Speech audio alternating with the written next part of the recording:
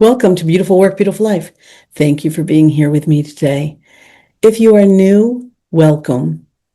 And if you've been a listener for a while, thank you for continuing to be part of this community and tune into our conversations.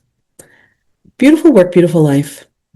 This podcast, it is a podcast that we explore all things inner work, because inner work is how we create a beautiful life.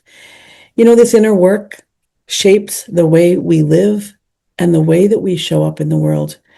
And the world needs people, all of us, that are doing inner work more now than ever. So today, I want to start with a question. Have you ever walked away from a conversation wishing you had been able to say what you really wanted to say, to be able to say what you really, truly felt? Or maybe you've had the opposite experience. You've had a conversation and your emotions came out stronger and maybe even louder than you intended. And afterward, you wished you could have handled that conversation differently. That's what we're going to talk about today. How to be able to express yourself, say what you want to, tell people how you feel, and handle your emotions, express your emotions with grace and confidence. You know, many of us were never taught how to express our emotions in a healthy, grounded way. We were taught to hide them, keep them inside, push them down, or manage them, all for the comfort of other people. But the truth is, learning how to express your emotions clearly and respectfully is an essential part of emotional well-being and healthy relationships. So today's episode is about how to communicate your emotions with grace and confidence. Before we jump in, let me introduce myself for those of you who don't know me, and maybe even a reminder for those of you who do. I'm Laurel Boivin. I'm a life and leadership coach and a speaker and a podcaster. You'll find more information about me, my business, Flux and Flow Professional Coaching, and the work I do in the show notes. My dear friend and co-host, Laurel Holland, she is also a life coach and an author. She's not here with us today, but she'll be back. She and I have a conversation together every month. Our conversations offer a lot of reflection designed to help you grow your self-awareness, to grow your awareness of the world around you, to help you become more resilient and live a more aligned life, because those are the ingredients to a beautiful life. So here we are today, wrapping up several episodes talking about emotions. The last 3 episodes in particular, we've really explored this topic of our relationship with our emotions. Earlier, we talked about befriending your emotions and learning to see them as messengers rather than problems to solve. And then Laurel Holland had a conversation with Jen Rapkin, and they explored the idea that we have a feeling muscle, that we have the capacity to stay with hard emotions rather than immediately trying to escape them. And last week, Laurel and I talked about inner strength and how true strength isn't about avoiding emotions, but developing the ability to move through them with awareness and steadiness. So today I want to talk about the next step in this process, because learning to feel your emotions is powerful. Eventually, those emotions, your emotions, also need a voice. They need to be heard. They need to be expressed. And this is where we often struggle. Many of us learned early in life that expressing our emotions was a risk. Maybe you were told you were too sensitive or too much, that you felt too much. Maybe your feelings were dismissed or minimized. Or maybe you saw adults around you, those people that you were learning from. Maybe you saw them avoid difficult conversations and show up as unemotional human beings. And so you adapted, you improvised, you learned to do it the same way.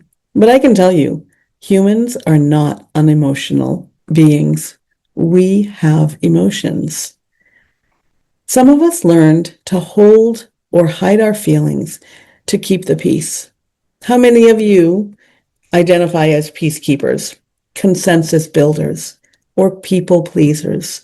We managed our emotions in ways that made other people comfortable. And sometimes when emotions built up over time, they eventually came out in ways that feel bigger than we intended. Has that ever happened to you, where your emotions just spilled out uncontrollably and maybe even loudly? But I can tell you that healthy emotional expression isn't about suppressing your emotions or about unleashing them impulsively. It is about communicating your internal experience with clarity, honesty, and respect. When you learn how to do this well, a few things begin to happen. You build deeper trust with yourself. Your relationships become more authentic. You are less resentful because resentment has no space to live within you. And your communication becomes clearer and more direct. One way to think about emotional expression is that it's the natural completion of emotional processing. When an emotion rises, it's usually pointing to something important. Maybe an emotion that arises is giving you clues about a boundary that has been crossed. Or maybe you have a need that isn't being met, and the emotion you feel shows you, points right to that need. Maybe a value of yours is being challenged or disrespected. But I can tell you, if we never express what we are feeling, the message, that message that our emotion is bringing forward to us, for us, often stays stuck deep inside us. So how do we begin expressing our emotions in a healthy and grounded way? I want to share with you a simple practice that you might want to play with. The first step is simply noticing the emotion. Before you speak, pause long enough to identify what you're actually feeling. Naming an emotion often helps bring clarity to the experience. I do this a lot with fear. When I get to the bottom of what is underneath this emotion that I'm feeling, and I know, oh, that's fear, I call it, I speak to it out loud by name, and I say this: hello, fear, my oldest and deepest friend. And just calling it out allows me to do two things: to speak about it and to see it separate than me. My fear is not me. And that's a really important distinction when you're learning to process your emotions. The second step is understanding the message behind the emotion. What is this feeling pointing to? Is there a need here, a boundary, a value that matters to you? The third step is regulating yourself before you speak. This step is really important because emotions carry energy. I really do believe that every relationship, every human interaction is an exchange of energy. And if we pause long enough to breathe, we can settle our nervous system. We can calm our nervous system and ground ourselves. And then with a calm nervous system, we are far more likely to communicate in a way that builds connection rather than conflict. And then the fourth step is expressing the emotion clearly and respectfully. Often this can be as simple as sharing your experience in a straightforward way, in a straightforward, more direct, and respectful of yourself and the people or person you're sharing it with. For example, you could say things like, "When that happened, I felt frustrated." Or, "I noticed I felt hurt when you said what you did." Notice these statements focus on your experience and how you felt. There is no blame or no accusing the other person for being the problem. And that's where grace comes in. Grace is emotional expression in a way where we are honest about what we feel and we still are being respectful of the other person. It also means remembering something important, that you are allowed to have your feelings. Your feelings are yours. It doesn't matter if the other person that you're communicating your feelings to or with feels the same way. We're not talking about shared emotions. We're talking about how to express your emotions. Because your emotional experience is valid, even if someone else doesn't understand it, and even if someone else doesn't agree with it. And even if someone else is uncomfortable because you have an emotion and you're sharing it. Many people spend years keeping their emotions contained because they're worried about how others will feel or react. But healthy relationships actually require a willingness to share what is true for us, what is true for you. When emotions are expressed thoughtfully and respectfully, they create opportunities for deeper understanding, for repair within a relationship, and deeper connection. And like everything else or anything else, expressing your emotions with grace and confidence is a skill that you can develop with practice.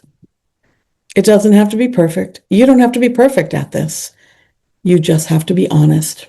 So, as we wrap up today's conversation, I want to leave you with a couple simple reflection questions. I'll put them in the show notes as journaling prompts for you. I have two for you today. Where in your life might there be a feeling, an emotion that needs a voice? Is there something that you have been feeling, but you have been holding or hiding because you want other people to be comfortable?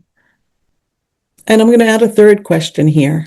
Is that emotion that you've been hiding or holding, how might it be a benefit for you and others if you were to express that emotion with care and clarity? I'm going to suggest you just start small. One honest conversation, one moment of sharing how you really feel. And maybe you start to practice this in ways that aren't a risk with some trusted friend. You just practice telling your friend how you really feel. These small acts of emotional expression, of emotional honesty, can create meaningful shifts in our relationships and in our self-trust. Because when we cannot express our emotions honestly, we neglect ourselves and erode our own self-trust. So that's what I have for you today. If this episode resonated with you, please share it with someone who might benefit from it. And if you enjoy Beautiful Work, Beautiful Life, please leave us a review. Reviews help more people discover these conversations and our community. So thank you again for spending time with me today. Until next time, take good care of yourself and remember that your emotions are not problems to solve. They are not obstacles to overcome. They are part of your inner wisdom, the wisdom that guides you through your life. And if you need support as you continue to do your inner work, remember that Laurel and I are here for you. You know how to reach us. Our contact information is in the show notes. Bye for now.